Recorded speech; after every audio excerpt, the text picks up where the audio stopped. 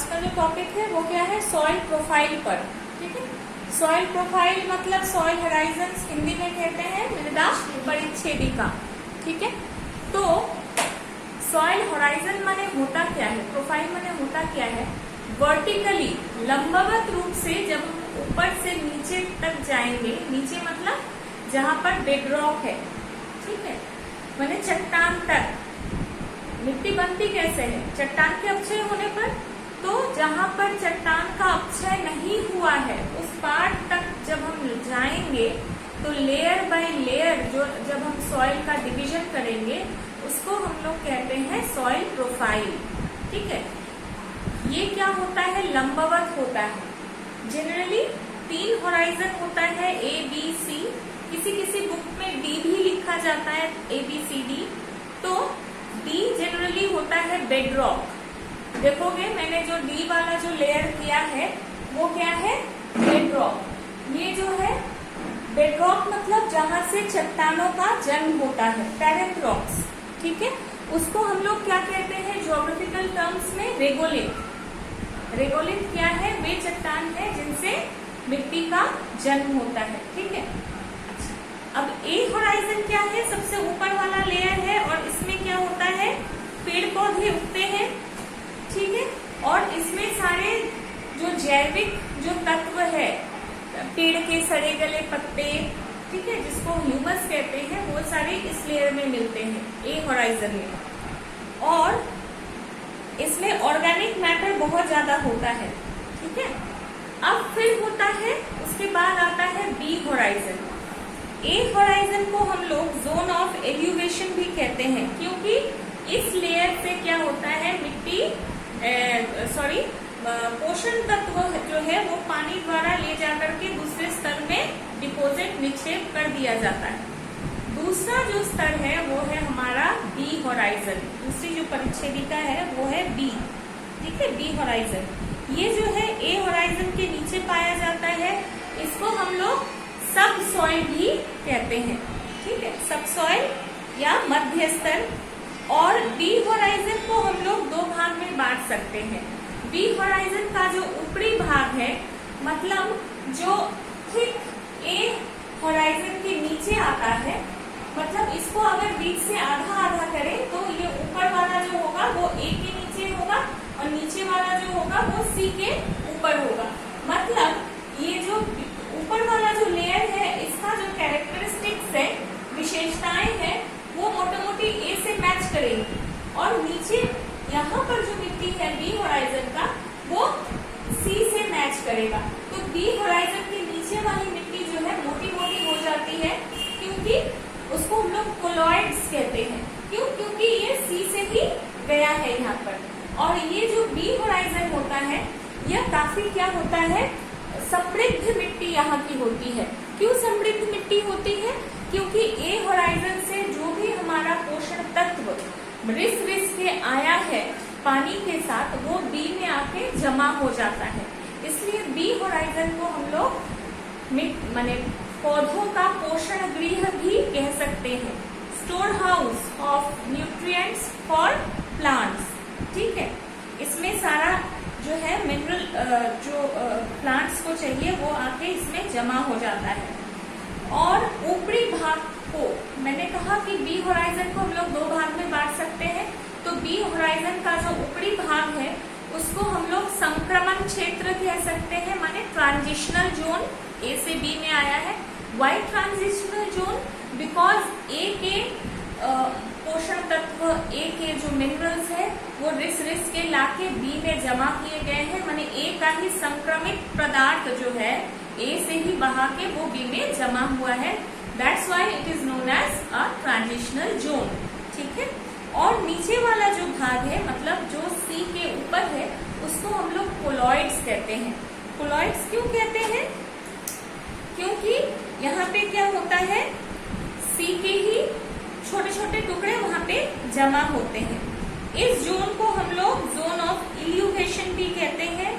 और इसमें क्या होता है, जो आपके ऑर्गेनिक मैटर है, जो ए होराइजन के जो ऑर्गेनिक मैटर थे वो बी होराइजन में बहा के ले आए जाते हैं और वो पूरी तरह से काले पड़ जाते हैं। ठीक है, मिट्टी काली दिखाई देती है। और ए होराइजन के खनिज तत्व जो होते हैं लगातार बी होराइजन में जमा होने लगते हैं, इसलिए इसको हम लोग पौधों का पोषण भंडार गृह कहते हैं। ठीक है, सी होराइजन क्या है? जैसा कि पिक्चर में क्लियरली पता चल रहा है, मोटा मोटा कंकड़ पत्थर उसमें है, मतलब वो डी का ही टूटा हुआ हिस्सा है। मूल चट्टानी पदार्थ होता है। ठीक है, और इसके कण क्या होते हैं? अपेक्षाकृत बहुत बड़े बड़े होते हैं और इसमें कोई भी ऑर्गेनिक मैटर नहीं होता है और यह प्लांट्स के लिए कुछ उपयोगी भी नहीं होता है। डी वाला जो लेयर है वो डी होराइजन को हम लोग रेगोलिथ कह सकते हैं। इसमें क्या है? जनक चट्टान है। जनक चट्टान मतलब पेरेंट रॉक, जिससे कि मिट्टी का जन्म हुआ है। डी चट्टान ही अपक्षयित होते होते होते होते धीरे धीरे क्या बनाता है? मिट्टी बनाता है। उसके बाद का जो टॉपिक है that is properties of soil, मतलब मिट्टी की प्रॉपर्टीज क्या है, क्या क्या उसके गुण हैं, दोष हैं, क्या कैरेक्टरिस्टिक्स है, इसके बारे में देखना है। तो प्रॉपर्टीज ऑफ सॉइल को हम लोग दो भाग में बांट सकते हैं, फिजिकल मतलब भौतिक, केमिकल मतलब रासायनिक। फिजिकल को हम लोगों ने फिर तीन भाग में बांटा है, that is colour, structure and composition. Colour मतलब रंग, मिट्टी का रंग कैसा है। अगर ये मिट्टी का रंग पूरी तरह से डिपेंड करता है उसके जनक चट्टान पर, किस चट्टान से उसका जन्म हुआ है। अगर मिट्टी का जन्म लौह युक्त चट्टानों से हुआ होगा तो मिट्टी लाल लाल दिखेगी, क्योंकि लोहे का रंग लाल होता है। अगर मिट्टी का जन्म ऐसे इलाकों में हुआ है जहां पर मान लो कि आपका बॉक्साइट की मात्रा अधिक है, बॉक्साइट मतलब एल्यूमिनियम, वहां की मिट्टी थोड़ी पीले रंग की होगी, रेडिश येलोइश रेड कलर की मिट्टी वहां पर होगी। ठीक है, next is structure. Structure means कह सकते हैं साइज ऑफ सॉइल पार्टिकल्स, आकार कितना बड़ा बड़ा है। ठीक है, उसके जो कण हैं वो कितने बड़े बड़े हैं। इसके आधार पर ना हम लोग मिट्टी को 5 भाग में बांटते हैं। On the basis of structure के आधार पर हम लोग मिट्टी को 5 भागों में बांट सकते हैं। पहला होता है क्ले, फिर लोम, फिर सिल्ट, फिर सैंड, फिर ग्रेवल। ठीक है, ये 5 कैटेगरी होता है मिट्टी को बांटने का। क्ले को हम लोग हिंदी में कहते हैं मृत्तिका, चीका मिट्टी, बहुत महीन महीन मिट्टी होती है। ठीक है, और अच्छा, लोम माने दोमट, सिल्ट एकदम महीन मिट्टी, क्ले से भी महीन होता है, सैंड माने आप लोग जानते हैं बालू, और ग्रेवल मतलब कंकड़ पत्थर, बालू से बड़े, जिसको बजरी कह सकते हैं, बजरी के कण। ठीक है, तो चीका मिट्टी क्या होती है? इसमें ये बहुत महीन मिट्टी होती है और इसमें बालू की मात्रा बहुत कम होती है। फिर लोम होता है, लोम मिट्टी जिसको कि दोमट कहते हैं हिंदी में। तो लोम क्या होता है? इसमें मोटा मोटी तुम्हारा जो चीका है वो 25% के आसपास रहता है, सिल्ट जो है 42% के आसपास रहता है और बालू 33%। माने मोटा मोटी इसमें सिल्ट, क्ले एंड लोम तीनों इक्वल मात्रा में रहता है। इसलिए यह मिट्टी जो है, दोमट मिट्टी जो है, लोमी सॉइल जो है, यह खेती के लिए बहुत ही अच्छी होती है, खासकर गेहूं की खेती के लिए बहुत ही अच्छी होती है दोमट मिट्टी।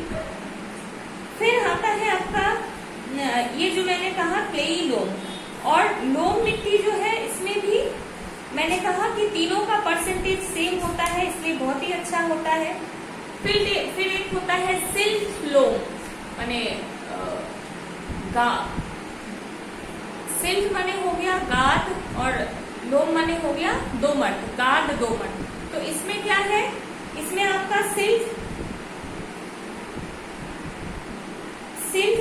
परसेंटेज बहुत अधिक होता है और बालू का परसेंटेज बहुत कम होता है।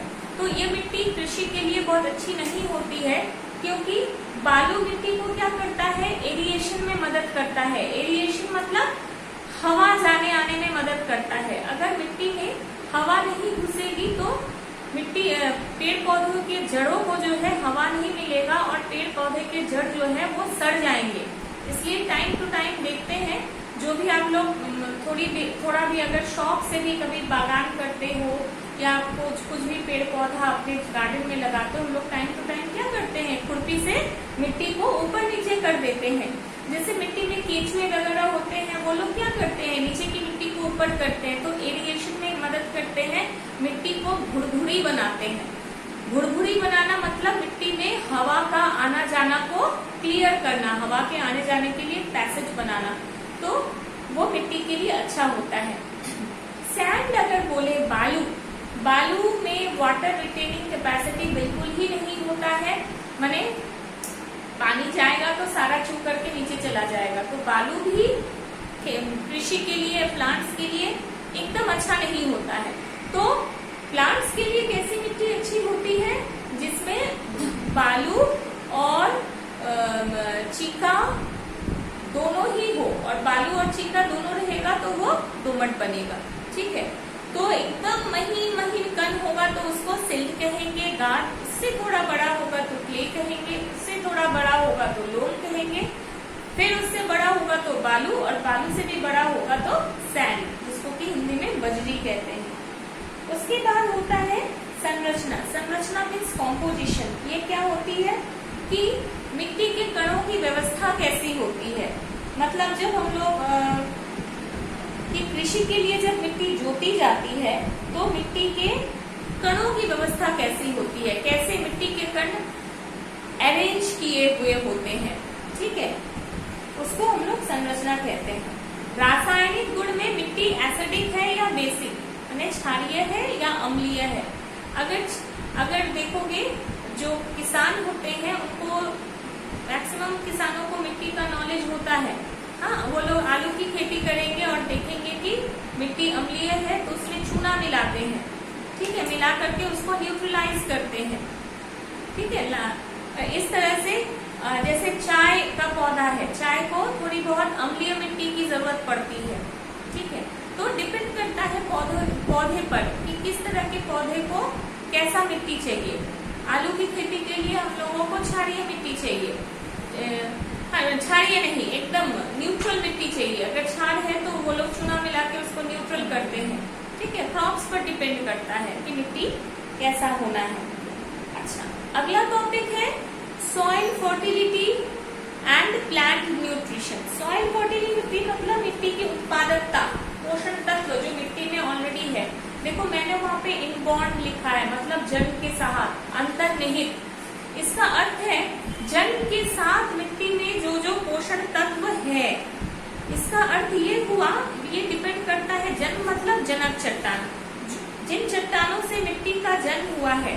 अगर मिट्टी का जन्म लावा वाले चट्टानों से हुआ है तो वो मिट्टी क्या होगी, बहुत ज्यादा उर्वरक होगी, क्योंकि उसमें बहुत सारे पोषण तत्व ऑलरेडी मिट्टी में है। ठीक है, अच्छा, अर्जित उर्वरता एडेड होता है जो हम लोग सिंचाई द्वारा, जुताई द्वारा, खाद द्वारा, ठीक है, जो हम लोग मिट्टी में डालते हैं, ठीक है, उसको हम लोग कहते हैं एडेड या अर्जित उर्वरता। ठीक है, तो मिट्टी की उर्वरता का संरक्षण या उसके वृद्धि के बहुत सारे उपाय है। ठीक है, बहुत ज्यादा हम लोग सोचते हैं अगर कि पानी देंगे तो पौधा अच्छा होगा, बहुत ज्यादा सिंचाई भी मिट्टी के लिए खराब होता है, मिट्टी के पोषक तत्वों को वो बहा कर ली जाता है। बहुत ज्यादा अगर हम लोग खाद का भी उपयोग करते हैं तो वो भी मिट्टी को खराब करता है। ठीक है, बहुत ज्यादा खाद के उपयोग से ऐसा भी हो सकता है कि मिट्टी एसिडिक बन जाए, अम्लीय बन जाए या क्षारीय बन जाए, ऐसा भी होता है। इसलिए टाइम टू टाइम क्या करते हैं, क्रॉप रोटेशन करते हैं। हाँ, फसल चक्र का पालन करते हैं। उससे क्या होता है, जैविक तरह से हम मिट्टी की उर्वरता को बढ़ा सकते हैं। जैसे कि मान लीजिए चावल की खेती हो गई, चावल की खेती हो जाने के बाद उसमें लेग्यूमिनस प्लांट्स लगाते हैं। लेग्यूमिनस प्लांट्स मतलब वैसे पौधे जिनके जड़ों में राइजोबियम बैक्टीरिया होता है, और वो राइजोबियम बैक्टीरिया क्या करता है, हवा के जो फ्री नाइट्रोजन है उसको नाइट्रेट्स के रूप में मिट्टी में फिक्स करता है। ठीक है, तो अब लेग्यूमिनस प्लांट्स में क्या आता है, जितने भी दालें हैं जैसे अरहर है, चना है, मटर है, ठीक है, तो देखोगे किसान चावल की खेती हो जाने के बाद खेत में अरहर, मूंग, मसूर, चना ये सब बो देते हैं, और इसको उठाने के बाद फिर इसको काटने के बाद क्या किया जाता है, काट लेते हैं ऊपर से और फिर खेत को जोत दिया जाता है। तो उसका जो जड़ रहा वो सारा मिट्टी में मिक्सअप हो गया, मिट्टी की उर्वरता ऐड हो गई, बढ़ गई, और उसमें फिर क्या करते हैं, गेहूं लगाते हैं। ठीक है, तो ये सारे प्राकृतिक उपाय है, इसको हम लोग ग्रीन मैन्योरिंग भी कहते हैं।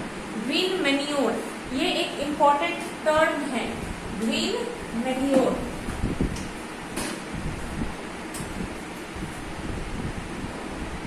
कभी कभी एक नंबर के क्वेश्चन में ये पूछा जाता है कि what is green manure. Green हरी खाद, हरी खाद कोई केमिकल नहीं है, लेकिन यह क्या है, जब हम लोग नेचुरल तरीके से प्लांट्स को ही जोतकर उससे उर्वरता मिट्टी को प्राप्त हो जाती है तो उसको ग्रीन मैन्योर कहते हैं। ठीक है, फिर आ जाता है प्लांट न्यूट्रिशन, पौध पोषण। ठीक है, तो जो पोषण है मेनली 16 एलिमेंट्स होते हैं, 16 मुख्य एलिमेंट्स होते हैं जो प्लांट्स को चाहिए। ये 16 एलिमेंट्स आपको एक बार देख लेना है, क्योंकि हो सकता है कि एमसीक्यू में मल्टीपल चॉइस में कोई क्वेश्चन आ जाए कि तांबा जो है पौधों के उत्पादन के लिए एक जरूरी पोषण तत्व है, सही या गलत बताइए। ठीक है, इस तरह के प्रश्न हो सकते हैं, इसलिए क्या करना है कि 16 जो मेजर एलिमेंट्स है उसको रटना नहीं है, एक दो बार बस देख लेना है, क्योंकि अगर हम लोग एक दो बार बस पढ़ लेंगे तो वो हमारे दिमाग में रह जाएगा, हम लोग फिर से जब उसको देखेंगे तो हम लोग को याद आ जाएगी। तो carbon, hydrogen, oxygen, phosphorus, potassium, nitrogen, sulphur, calcium, लोहा, मैग्नीशियम, बोरन, मैंगनीज, तांबा, जिंक, मैलिब्डेनम और क्लोरीन, ये जो 16 हैं ये होते हैं आपके मेजर एलिमेंट्स जो सॉइल को चाहिए। नेक्स्ट हम लोग पढ़ेंगे सॉइल क्लासिफिकेशन, मिट्टी का वर्गीकरण। ठीक है, तो वर्गीकरण की बहुत सारी प्रक्रियाएं हैं। ठीक है, तो हम लोग जो वर्गीकरण को फॉलो करते हैं, देखो मृदा विज्ञान को इंग्लिश में कहते हैं pedology. Ped means soil and logy means to study, तो whatever we study about soil is pedology.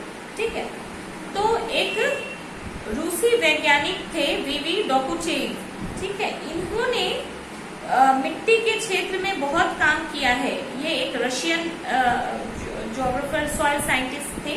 ठीक है, उसके बाद एक फेमस सॉइल ज्योग्राफर थे अमेरिका के, उनका नाम है CF मार्बूट, व्हाइट बोर्ड पर लिखा हुआ है। इन्होंने scheme of comprehensive system of soil classification, सबसे पहले एक सॉइल क्लासिफिकेशन का एक रूपरेखा, एक स्ट्रक्चर, एक ढांचा तैयार किया था। That is scheme of comprehensive system of soil classification. ये CF मार्बूट जनाब जो है कहाँ के रहने वाले थे, अमेरिका के। ठीक है, इसलिए इसके द्वारा डेवलप किया गया सॉइल क्लासिफिकेशन सिस्टम को USDA भी कहते हैं, that is United states development of agriculture. ठीक है, इसके आधार पर सॉइल का क्लासिफिकेशन जो है 3 किया गया है, और हम लोग भी वर्ल्ड वाइड इसको हम लोग फॉलो करते हैं, जोनल, अजोनल एंड इंट्राजोनल। जोनल माने होता है मंडलीय या प्रादेशिक मिट्टी, फिर होता है अमंडलीय या अप्रादेशिक मिट्टी, तीसरा है इंटरजोनल मतलब अंतर प्रदेशीय मिट्टी। मंडलीय या प्रादेशिक मिट्टी माने होता है जोनल मतलब जिसमें सॉइल होराइजन्स एकदम डिस्टिंक्टली डेवलप्ड है, जोनल सॉइल्स जो है काफी अच्छे होते हैं और वो बहुत लंबे समय से बने होते हैं, उनको बनने में काफी टाइम टेकिंग है। और इससे क्या होता है, जो मिट्टी के जो सारी परिच्छेदिकाएं हैं, सारे हॉराइजन्स हैं, उनका डेवलपमेंट हुआ रहता है, माने मैच्योर मिट्टी है। ठीक इसके ऑपोजिट क्या होता है, एजोनल सॉइल जो है वह बिल्कुल ही इसका ऑपोजिट होता है। और एजोनल सॉइल्स जो है वो काफी नई मिट्टी होती है, नवीन मिट्टी होती है। और माने इसमें क्या होता है, समय का अभाव होता है, जिस कारण से या हो सकता है ढाल वाली मिट्टी है, पर्वतों की ढाल पर ये मिट्टी बनी है, हाँ, या हो सकता है हर साल इसमें बाढ़ आती है और नई मिट्टी ऐड हो जाती है, जिसके चलते क्या हुआ है, सारे लेयर्स का, सारे हॉराइजन्स का ठीक तरह से डेवलपमेंट नहीं हो पाया है। ठीक है, तो जनरली जलोढ़ मिट्टी हुआ या पर्वतीय मिट्टी जो है या रेतीली मिट्टी, क्योंकि रेतीली मिट्टी में भी क्या होती है, शुष्क भागों में वहां भी धूल भरी आंधियां चलती है और आंधी से मिट्टी एक जगह से दूसरी जगह चली आ जाती है, कहीं पे आके जमा होती है, कहीं से उड़ के चली जाती है। ठीक है, तो मिट्टी का जो सॉइल का जो डिस्टिंक्ट हॉराइजन्स है, उनका डेवलपमेंट ठीक तरह से नहीं हो पाती है। ठीक है, तो इन दोनों के बीच का जो मिट्टी है उसको हम लोग कहते हैं इंटरजोनल सॉइल। जोनल सॉइल का best example zonal soil. Zonal soil की जो मिट्टियां हैं वे वेल ड्रेन्ड होती है, ठीक है, सुप्रवाहित होती है। चेनोजेम सॉइल जो है वेल ड्रेन्ड, माने जोनल मिट्टी का उदाहरण में हम लोग लिख सकते हैं।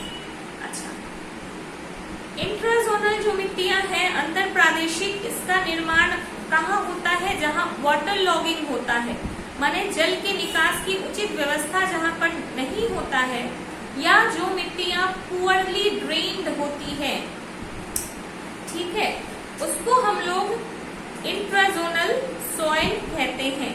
यह आपका वाटर लॉग्ड एरिया में भी मिल सकता है, जहाँ पे अत्यधिक पानी का जमाव होता है, या वैसे शुष्क इलाकों में हो सकता है जहाँ बिल्कुल ही बारिश नहीं होती है। माने एक्सट्रीम कैटेगरीज में इस मिट्टी का जन्म होता है। तो इस मिट्टी में दलदली मिट्टियां या लवण मिट्टियां, ठीक है, ये मिट्टियां जो है इस सिस्टम का इंट्राजोनल सॉइल का एग्जाम्पल है। ठीक है, जोनल, अजोनल और इंट्राजोनल, यह जो है टॉपिक, और सॉइल प्रोफाइल, यह टॉपिक इस चैप्टर का मोस्ट इम्पोर्टेंट टॉपिक में आता है। ठीक है, अगला हम लोग पढ़ेंगे सॉइल प्रोफाइल, सॉइल टैक्सोनॉमी।